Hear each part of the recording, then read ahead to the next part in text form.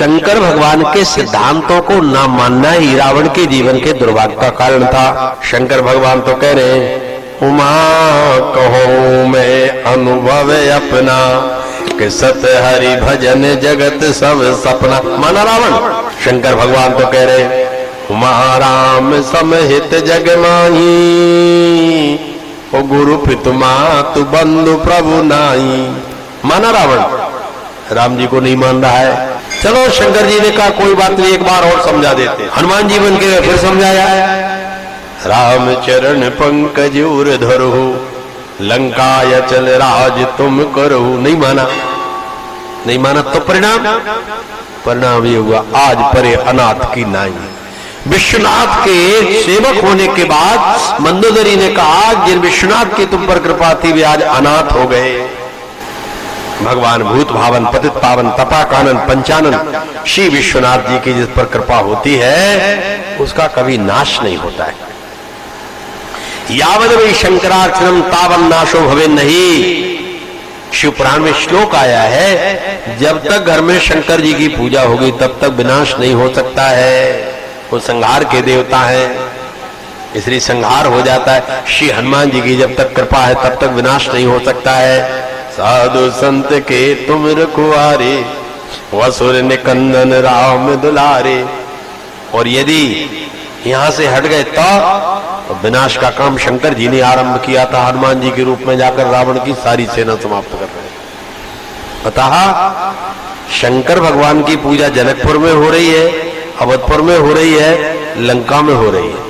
जनकपुर अवधपुर की आज भी जय जयकार हो रही है और लंकापुरी की आज भी विनाश की बातें चल रही हैं। क्यों? क्योंकि देवता को मानना अलग बात है और देवता की मानना अलग बात है। रामायण को बहुत मानते हैं, रामायण की पूजा करते, आरती करते, बहुत मानते, पर रामायण की नहीं मानते। इसलिए हमारे जीवन में ये विनाश की स्थिति बन जाती है। अतः अपने जीवन को भगवान की ओर मोड़ने के लिए शशांक शेखर शंकर भगवान के चरणों की सेवा करनी चाहिए। बिना शंकर जी, बिना हनुमान जी के भक्ति नहीं मिलती। शंकर जी को पकड़ लो तो भक्ति मिलेगी, हनुमान जी को पकड़ लो तो भक्ति मिलेगी। दोनों भक्ति के आचार्य हैं, दोनों एक ही है। तो शंकर जी है सो हनुमान जी, हनुमान जी तो शंकर जी है। बोलो शंकर भगवान। इंद्रियों के वशवर्ती न होने के कारण जो पराभव होता है, जो पराजय होती है, उसके मूल में कारण क्या है? जैसे अहल्या के पास इंद्र गए थे तो आप वैसी कल्पना न करना जैसे मनुष्यों का समागम होता है। केवल अपनी कुदृष्टि डाली थी अहल्या के ऊपर मात्र, और कुदृष्टि डालने से इंद्र का पराभव हो गया। मनुष्यों के शारीरिक संबंध की प्रक्रिया तो द्वापर के बाद आरंभ हुई है। पहले त्रेता में सतयुग में लिखा है संकल्पात जायते प्रजा। सतयुग में पति पत्नी केवल संकल्प करते थे कि हमारे एक बेटा होना चाहिए, उसी दिन पत्नी अपने आप गर्भवती हो जाती थी। त्रेतायाम स्पर्शमेव तथा। जब त्रेता युग आया तो केवल छू देता था पति पत्नी को, हाथ से स्पर्श करता था, इतने में ही वो गर्भवती हो जाती है। द्वापरे मैथुनम चैव। द्वापर काल से ये स्थिति बनी कि शारीरिक संबंधों की स्थिरता बन गई। इसलिए इंद्र अहल्या के पास गए थे, चंद्रमा गुरु पत्नी के पास गए थे। इन्होंने वहां जाकर के कोई शारीरिकता नहीं की थी, केवल मन में कुभाव आया। उतने कुभाव आने से इनका पराजय हो गया। गोस्वामी जी ने तो लिखा कि मानस पुण्य होए नहीं पापा, कलिकर एक पुनीत प्रतापा।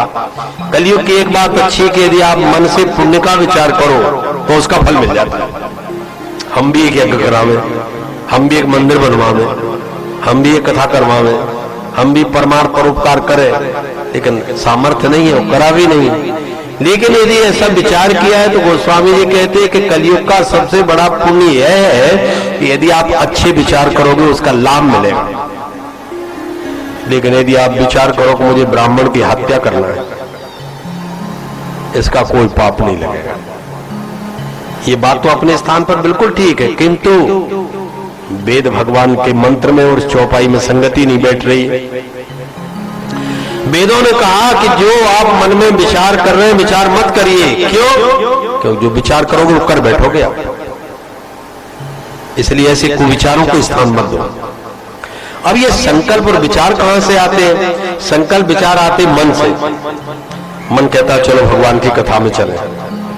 अरे क्या रखा है, कथाएं तो होती रहती हैं, यही टीवी पर देख लो। कथाएं क्या है, आजकल तो व्यापार हो गया है। पता नहीं कितने तर्क कुतर्क आए और कथा में नहीं पहुंच पाए। लेकिन यदि मन की दृढ़ता है तो वो व्यक्ति सारे काम काज छोड़कर भगवान की कथा में पहुंच जाता है। इसलिए मन में संकल्प आते, मन कहां से बनता है? पहले वो तो हम भूल ही गए। मन बनता है भोजन से। अभक्ष का भक्षण करोगे, शास्त्र ने मना किया भाई तमोगुणी वस्तुएं मत खाओ।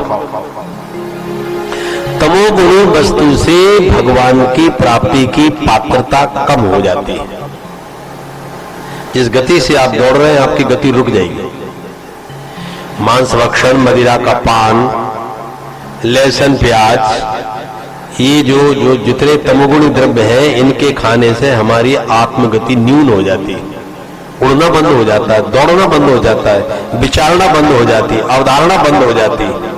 इसलिए शास्त्रकारों ने कहा कि भाई मन को पवित्र करने के लिए पहले आप अपने भोजन पर केंद्रित हो जाएं। और यदि भोजन पर केंद्रित हो गए आप तो मन अपने आप अच्छे संकल्प करेगा, अच्छे विचार करेगा, तो आप अच्छा काम करना आरंभ कर देंगे। इसीलिए मुख्य बिंदु आया तो अग्नि देवता से कहा गया कि हे अग्नि देवता, आप में कौन सी कमी थी कि आपकी पराजय हो गई और रावण ने आपको बंद कर दिया? अरे अग्नि ने कहा हमें भी एक कमी थी कि जो डालो हम वही खा जाते, जो हमें भूख लगे जो मुंह में आ जाए वही खा जाओ। ऐसा हो जाना ही हमारे पतन का और पराभव का कारण है। स्वर्ग के रहने वाले देवताओं की भी वासनाएं समाप्त नहीं होती, पुराणों में लिखा है। एक बार इंद्र के पास भगवान विष्णु पहुंच गए। अरे इंद्र बड़े गदगद हुए, भगवान आ गए आज मेरे यहाँ। भगवान की आरती पूजा की, सब कुछ किया। इंद्र हाथ जोड़कर खड़े हो गए, कहा भगवान एक वरदान दे दो। कहा मांगो, क्या चाहिए? अब तो भगवान है, जब मिलेंगे तो वरदान तो दे दे। इंद्र बोला इतनी सुंदर स्त्री, इतनी सुंदर स्त्री, इतनी सुंदर स्त्री दो कि जितनी ना वैकुंठ में होवे, न कैलाश में होवे, न ब्रह्मलोक में होवे, न स्वर्ग में होवे, न धरती पे होवे, न पाताल में होवे। भगवान ने अपनी जंघा पर हाथ रखा और उर्वशी नाम की अप्सरा निकाल के दे दी। इतनी सुंदरी, वो इतनी सुंदरी कि उसके सामने सारी सुंदरता समाप्त हो गई। इंद्र बड़े प्रसन्न कि आज बहुत अच्छा योग रहा। गुरु जी आए बृहस्पति जी, देखा इंद्र तो आज बहुत प्रसन्न हो रहे हैं। पूछा भाई क्या बात है, आज बहुत प्रसन्न हो रहे हो? इंद्र बोले गुरु जी आज तो भाग्य जाग गया। क्यों? का भगवान आ गए थे। अरे का वाह वाह वाह, भगवान पधार गए थे। कहा? और का पधारे नहीं गए, इतने प्रसन्न थे। का मांग लो क्या चाहिए? तो का मैंने मांग लिया कि मुझे एक ऐसी सुंदरी स्त्री दो संसार में किसी के पास न हो। तो देखो आप उर्वशी, जो उर्वशी को सामने लाके खड़ा किया, ऐसा तेज निकल रहा था सुंदरता का उसके शरीर से, बृहस्पति जी की आंखें नीची हो गई। इंद्र ने कहा गुरु महाराज सोच रहे कि ऐसी स्त्री हमारे पास होना थी, इसलिए इनका मुंह नीचा हो गया। इंद्र ने पूछा गुरुजी इतनी सुंदर स्त्री देखकर आपका मन प्रसन्न नहीं हुआ? गुरुजी ने कहा अरे मूर्ख, तूने अपनी नाक कटाई तो कटाई, मेरी तक नाक कटवा दी। क्या सोचा होगा भगवान ने? ये मांगा तूने? अरे पागल, तेरी सांसारिक आयुष्ना समाप्त नहीं हुई, तू संसार की वस्तुओं की याचना करता है। कहा पिता पुत्र और मां तीनों शंकर जी का भजन करने गए।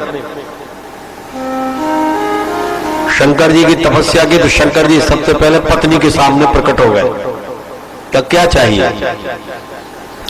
पत्नी बोली शंकर जी मुझे इतनी सुंदर बनाओ, इतनी सुंदर बनाओ, कितना सुंदर 14 लोकों में कोई ना हो। शंकर जी का बन जाओ ये मस्त। अब इतनी सुंदरी बन गई, इतनी सुंदरी बन गई। वहां से पीछे से राजा आ रहा था अपनी सेना लेके। राजा ने दृष्टि डाली कि ये तो रानी बनने लायक है, कि यह कहां घूम रही है। मंत्रियों को बुला उसने पकड़वा लिया। वो अपने रथ में बैठा के ले जाने लगा। अब शंकर जी पति के पास गए, कहा तुमको क्या चाहिए? पति ने सोचा पत्नी और चली गई हाथ से, तो कहा महाराज वो मेरी पत्नी थी उसको काले मुंह की बानरी बना दो। शंकर जी का चलो बानरी बन गई। अब वो बानरी बन गई तो राजा ने रथ से उसको नीचे गिरा दिया। अरे ये तो बहुत बुरी है, काली काली बंदर की तरह लग रही। अब वो लौट करके आ गई यहाँ। पति ने देखा कि चलो जैसी थी अब वैसी भी ना रही, काले मुंह की बानरी हो गई। लड़के से कहा, भाई पुत्र से कहा तुम क्या चाहते हो, तुमने भी तपस्या की। पुत्र बोला शंकर भगवान माता जी हमारी जैसी थी वैसी की वैसी हो जाए। तीनों लौट के घर आए, तो शंकर जी मिल गए। कब मिल गए? का क्या मिला? का कुछ नहीं मिला, जैसे आए थे वैसे गए। इसलिए वरदान में भी तो ये सोच विचार होना चाहिए, क्या वरदान मांगना।